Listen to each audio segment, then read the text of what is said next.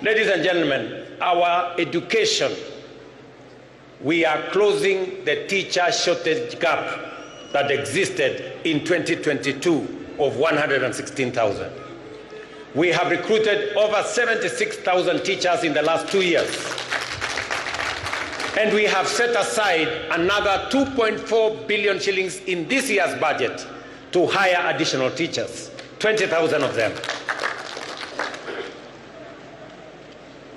with effect from January next year. Further, the government has allocated another 1.6 billion for capacity building for teachers and another 1 billion for the promotion of teachers so that we can have them assist us produce more human capital and more workers with skills and competencies to manage our economy and to run our country.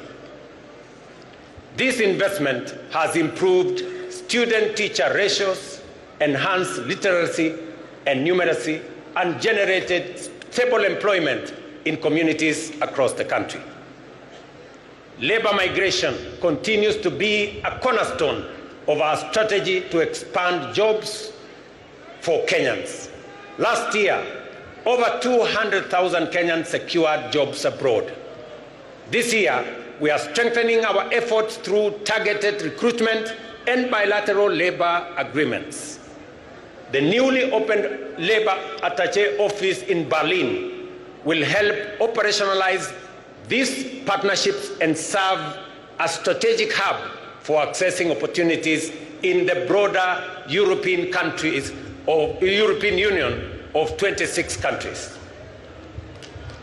The net well-being of workers is incomplete without health security. I am pleased to report that over 21 million Kenyans have registered under the Social Health Authority, up from 8 million under what was NHIF. This is a monumental leap towards universal health coverage. I urge every Kenyan to register, and I am happy that every day I watch the SHA portal, and every day between 45,000 and 50,000 Kenyans register. They are assessed, and we are moving the country towards universal health coverage.